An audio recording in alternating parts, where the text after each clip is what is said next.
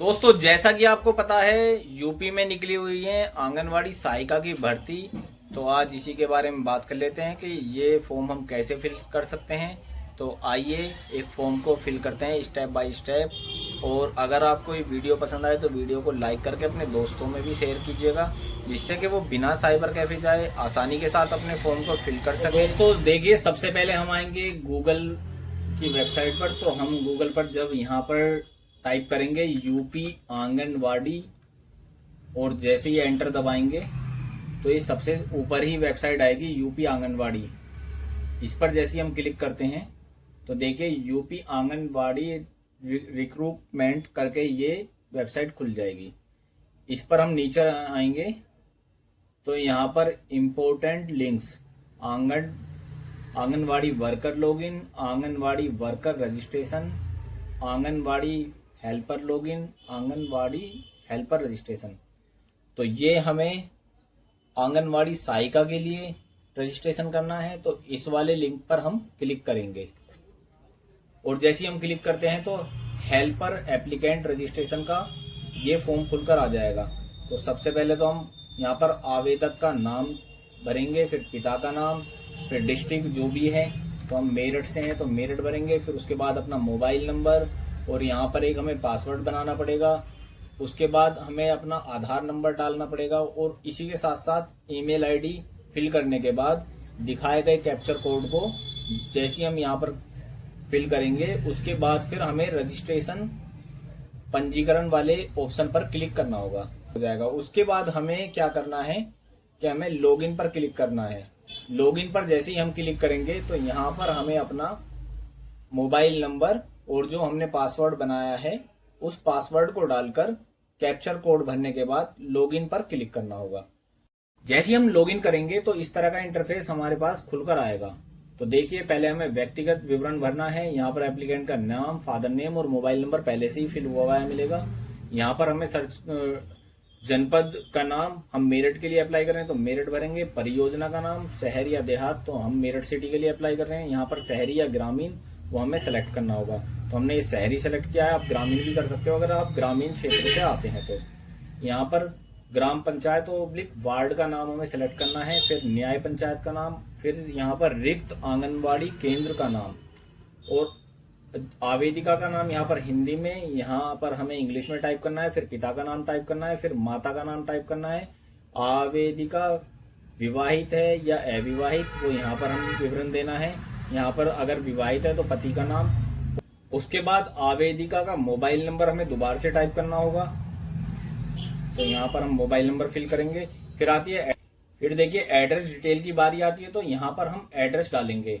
यहाँ पर स्थायी पता, फिर पत्र व्यवहार का पता, अगर करंट एड्रेस अलग है तो वो आप यहाँ पर टाइप करेंगे। फिर पिन कोड टाइप करेंगे। उसके बाद हमें अपनी हाई स्कूल में दी गई मार्कशीट यहाँ पर के अनुसार जन्म तिथि जो है वो यहाँ पर दर्ज करेंगे। उसी के अनुसार हमारी यहाँ पर आयु निकल कर आएगी। आवेदिका की आयु 18 वर्ष से 35 वर्ष तक ही होनी चाहिए। ये साफ साफ यहाँ पर आप देख सकते हो, ये उल्लेख है। और इस तरीके से फिर उसके बाद हमें हाई स्कूल प्रमाण पत्र की अपनी कॉपी को भी अपलोड यहाँ पर करना है। और जैसे ही हम अपडेट एंड अगला पर क्लिक करते हैं तो हम अगले स्टेप पर पहुंच जाते हैं। तो अब हम आ जाते हैं व्यक्तिगत विवरण 2 पर। तो यहाँ पर हमें श्रेणी टाइप करनी है कि ओबीसी, एससी, एसटी या जर्नल, जो भी कैटेगरी है वो कैटेगरी यहाँ पर डालेंगे। आवेदिका का वर्तमान स्थिति कि वो विवाहित है, विधवा है या अविवाहित है वो यहाँ पर डालेंगे। उसके बाद मूल निवास प्रमाण पत्र की संख्या, मूल निवास प्रमाण पत्र आवेदन संख्या और मूल निवास की कॉपी को भी यहाँ पर हमें अपलोड करना है। उसी के साथ साथ हमें यहाँ पर जाति प्रमाण पत्र की संख्या और आवेदन, जाति प्रमाण पत्र का प्रमाण संख्या और आवेदन संख्या, उसके साथ साथ जाति प्रमाण पत्र भी यहाँ पर संलग्न मतलब अपलोड करना है। उसी के अनुसार जाति प्रमाण पत्र में जो जाति है उसको यहाँ पर दर्ज करेंगे। इसी तरीके से आय प्रमाण पत्र की संख्या, आय प्रमाण पत्र आवेदन संख्या और आय प्रमाण पत्र को भी यहाँ पर हम अपलोड करेंगे। फिर उसके साथ साथ जो आय प्रमाण पत्र में आपकी वार्षिक आय दर्ज है उसको यहाँ पर दर्ज करेंगे। जारी करने की तिथि में हम जो आय प्रमाण पत्र जिस डेट को हमारा जारी हुआ है वो डेट यहाँ पर डालेंगे। और जैसे ही हम यहाँ पर ये सारी चीज़ें कंप्लीट कर लेते हैं, फिर हमें यहाँ पर क्या आप बीपीएल की श्रेणी में हैं, इसमें से हाँ या यस या नो का ऑप्शन सेलेक्ट करने के बाद आगे वाले बटन पर क्लिक करेंगे। और अगले ऑप्शन वाले बटन पर क्लिक करते हैं तो हम आ जाते हैं शैक्षिक योग्यता वाले विवरण में। तो यहाँ पर हमें शैक्षणिक योग्यता का विवरण अंग्रेजी के अंकों में भरना है।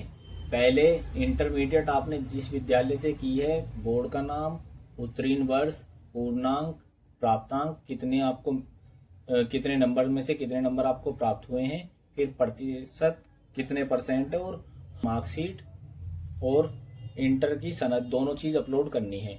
उसके बाद स्नातक के भी सेम इसी तरीके से मार्कशीट और डिग्री अपलोड करनी है। स्नातकोत्तर की भी आपको इस तरीके से डिटेल भरनी है। तो ये हम अपना शैक्षणिक योग्यता का विवरण पूरा यहाँ पर भर देंगे और उसके बाद हमें यहाँ पर अगले बटन वाले ऑप्शन पर फिर से क्लिक करना होगा। तो जैसे ही हम क्लिक करते हैं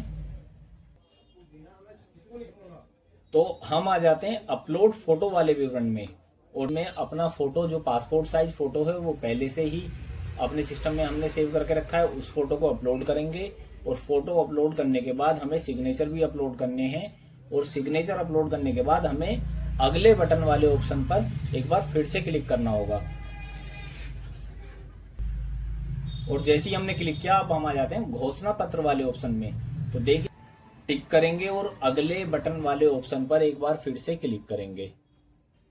और जैसे ही अगले बटन वाले ऑप्शन पर हमने क्लिक किया तो देखिए अंतिम पूर्वालोकन आवेदन पत्र, जो हम आवेदन कर रहे हैं वो डिटेल हमारी सारी हमारे सामने खुलकर आ जाएंगी। और ये हम देखिए ये सामने हमारे प्रपत्र खुला हुआ है, और यहाँ पर सारी चीज़ें चेक करने के बाद यहाँ भरी गई हम अपनी सभी डिटेल को एक एक करके चेक करेंगे। और उसके बाद हमें अपने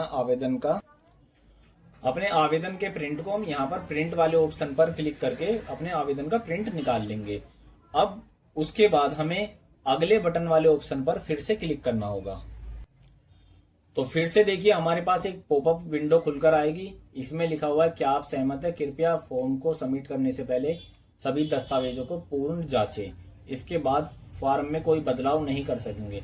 तो सब कुछ सही होने के बाद आपको कंफर्म वाले बटन पर क्लिक करना होगा। और जैसे ही आप कंफर्म वाले बटन पर क्लिक करते हैं तो आपके दिए गए मोबाइल नंबर पर एक ओटीपी सेंड हो जाएगा, और यहाँ पर आपको ओटीपी डालने के बाद कैप्चर कोड भरने के बाद वेरीफाई सत्यापित करे वाले बटन पर क्लिक करना होगा। और जैसे ही आप अपने फॉर्म को सत्यापित करते हैं तो इस तरीके से आपका फाइनल फॉर्म सबमिट हो चुका है। देखिए लास्ट में यहाँ पर व्यू डिटेल करके आप अपने फॉर्म को देख सकते हैं। यहाँ पर एप्लीकेशन नंबर हमें मिल चुका है और रिसीव्ड की दिनांक भी हमें यहाँ पर मिल चुकी है। इस तरीके से आप आंगनवाड़ी सहायिका के फॉर्म को अपने कंप्लीट कर सकते हैं बिना किसी की मदद लिए। तो आपको वीडियो कैसी लगी? वीडियो पसंद आए तो वीडियो को लाइक करके हमारे चैनल को सब्सक्राइब जरूर कीजिएगा।